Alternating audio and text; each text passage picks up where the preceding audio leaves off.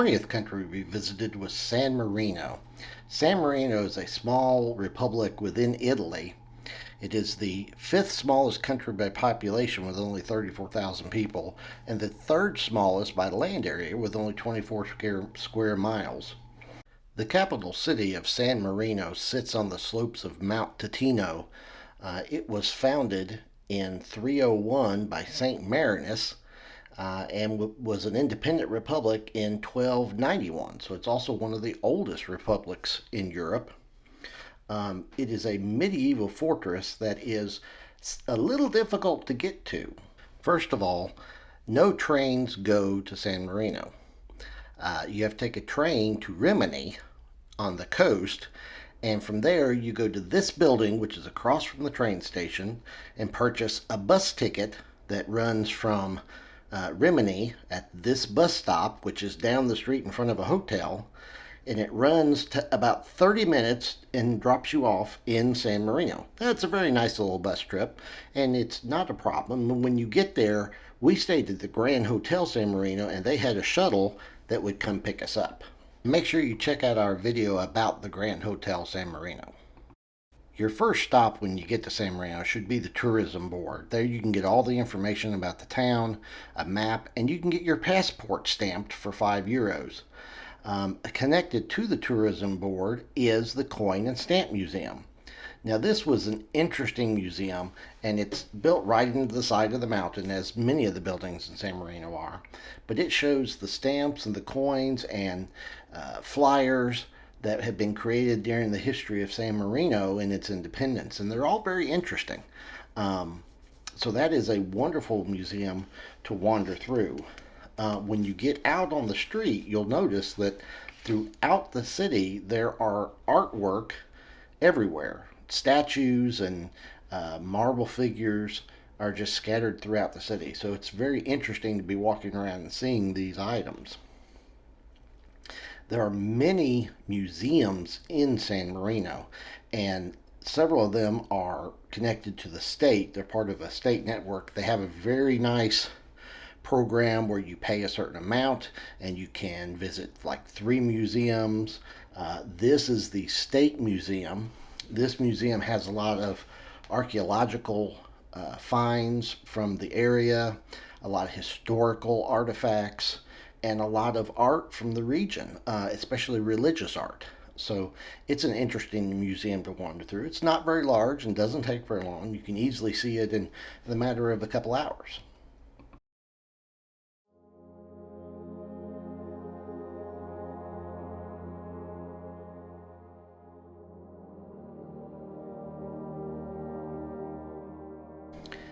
And speaking of art, the National Gallery is this white building on the tier above where we're standing in this plaza.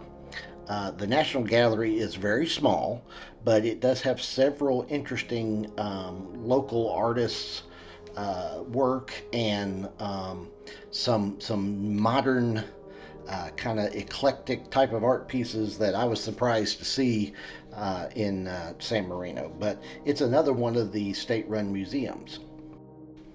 As I've mentioned, San Marino is a medieval fortified city on a mountain. So there are ramparts and battlements and towers spread throughout the city on multiple layers. And you can just walk around and walk through them. They have an interesting, it's like being a kid playing castle, because you can run through all these different fortifications, and it's very interesting to see.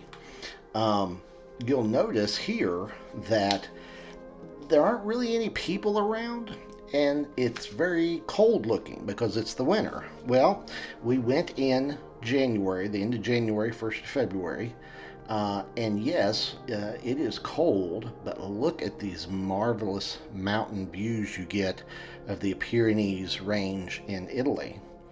And the good thing about the cold weather is there are very few tourists there during this time. And we went on a fantastic deal. The San Marino Tourism Board offered a deal where if you paid for one night at a hotel in San Marino, they would pay for two more. So basically, you pay for one night, you get two free. And we decided we couldn't pass that up. For 120 euros, we stayed 3 nights at the Grand Hotel San Marino, which is a very nice old world hotel. And you get these magnificent views of the city and the mountains. San Marino also has a cable car, or funicular, that runs from Borgo Maggiore down in the valley, up Mount Titano, up to the walled city of San Marino itself. And we'll do that while we're here. As you can tell, Jenny was very excited at the possibility of riding the cable car. This cable car is not just a tourist attraction, but many people use it as a form of transportation from the valley up to the mountain without having to drive the twisty, windy roads. If you notice here, there's a lot of people loaded into this cable car. Now, when we decided to ride it, we bought a ticket, which is at €4 each, and it gives you a ride each way, down the mountain and back up. And it takes about 10 minutes. But it's an interesting ride, and you get some marvelous views.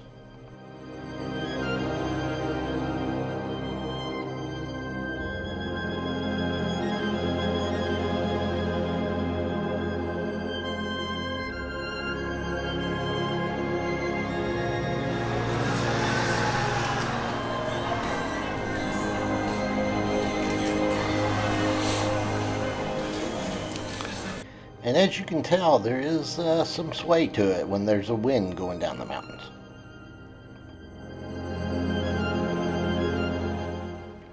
The top of Mount Titano is dominated by 3 towers that form the fortress around the town of San Marino. This is the first tower. There are 2 more spread across the top of the mountain. It's interesting to see, if you'll notice here, they built the tower into the rocks and used the rocks to control, to help fortify the tower. You can get a good look at it here as well. These little forts are not that big, but they do rise very high, and from the top of the fortress and the top of the tower on top of the mountain, you can see all the way to the Adriatic Sea and coastal.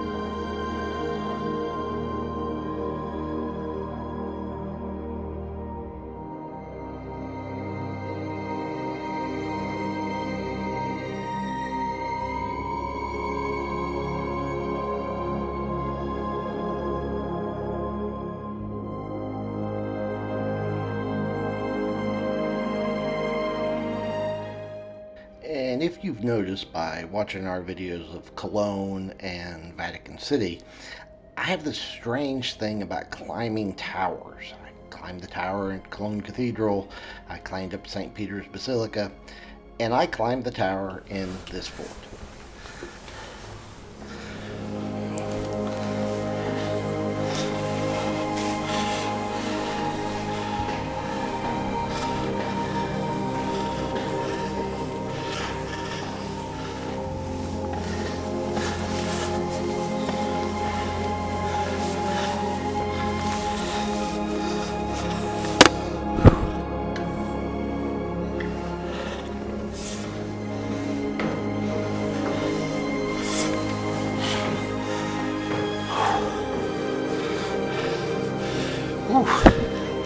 was a mistake.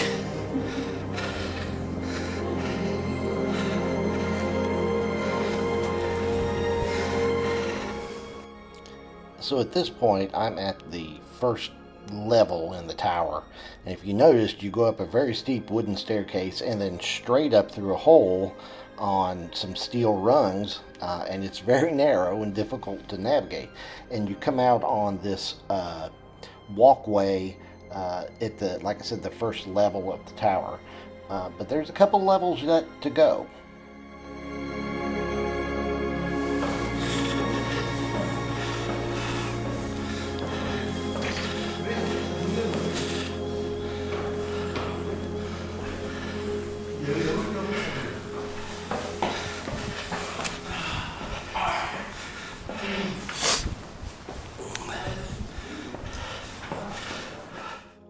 But in the end, you get an amazing view.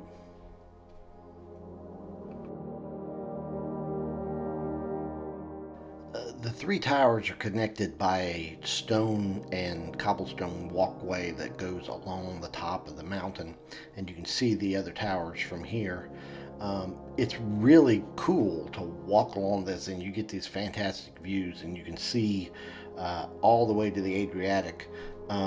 The second tower, which holds, I believe, a museum of armament, was under renovations. That's the tower you could see there on the top of the mountain. And the third tower, the path, since you can't get to the second tower, they hadn't cleared the snow, and so we couldn't get on up to the second or third tower because the path was full of snow. But after exploring the first tower, we discovered that it was a feast day and a holiday, and we were in for a treat.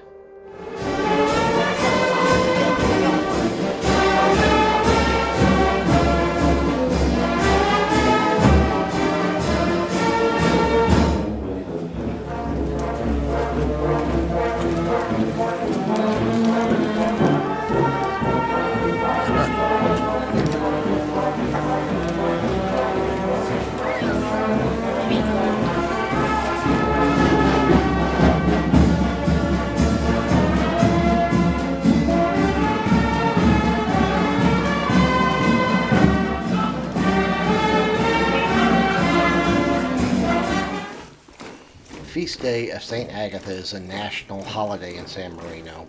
They march through the streets, the clergy marches, a portrait of St. Agatha and St. Marinus is carried through the streets. Check our video that we have specifically on the feast day. It's really cool.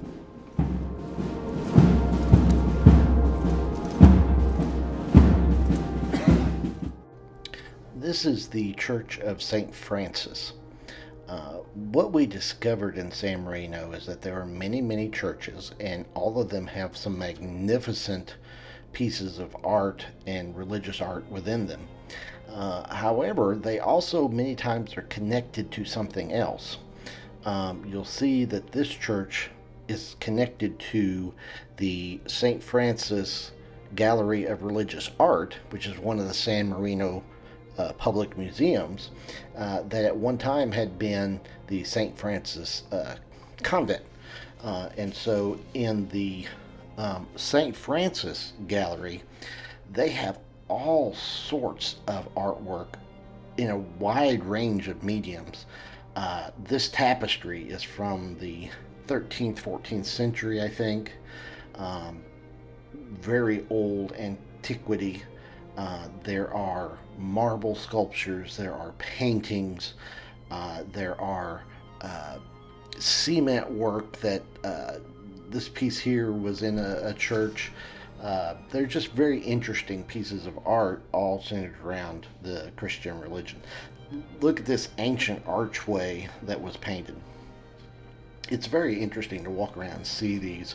This painting here shows the three patron saints of San Marino: St. Quirinus, St. Agatha, and St. Marinus.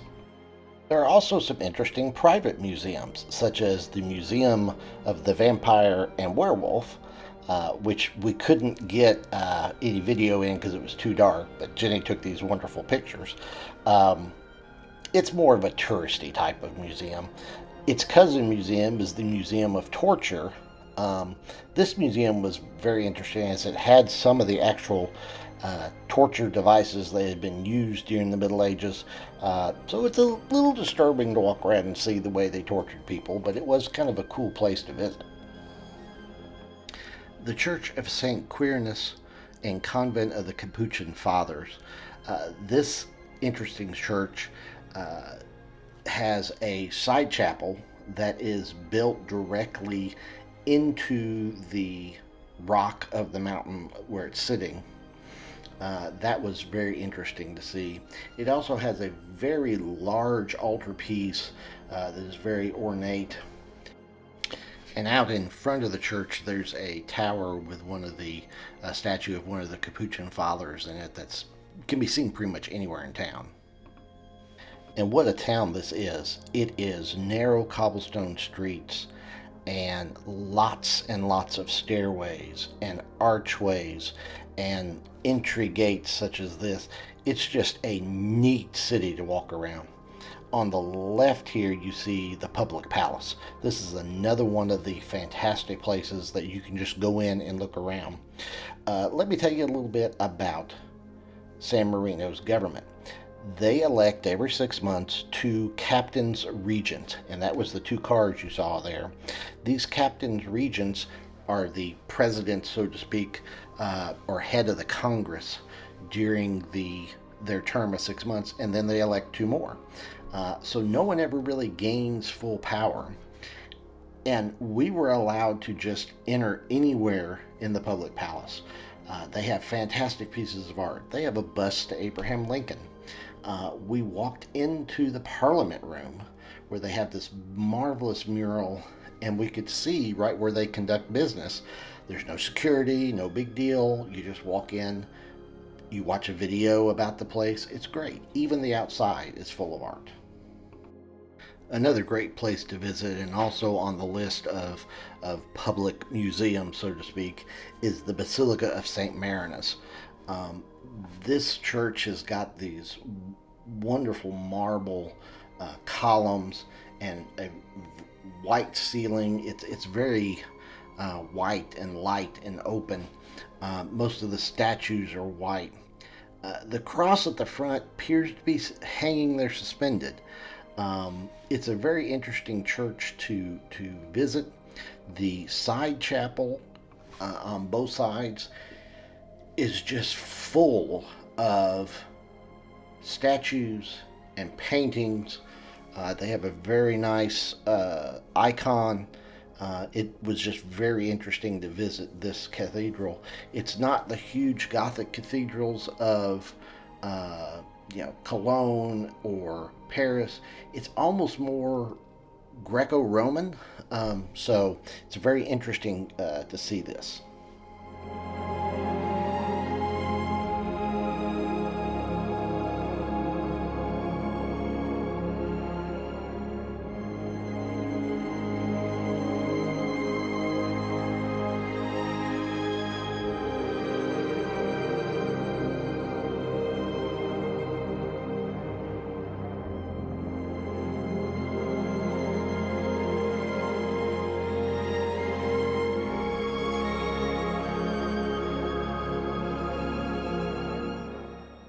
We hope this video has sparked your interest in San Marino, as it's not one of the common places people think to go to, but after visiting there, it was absolutely amazing.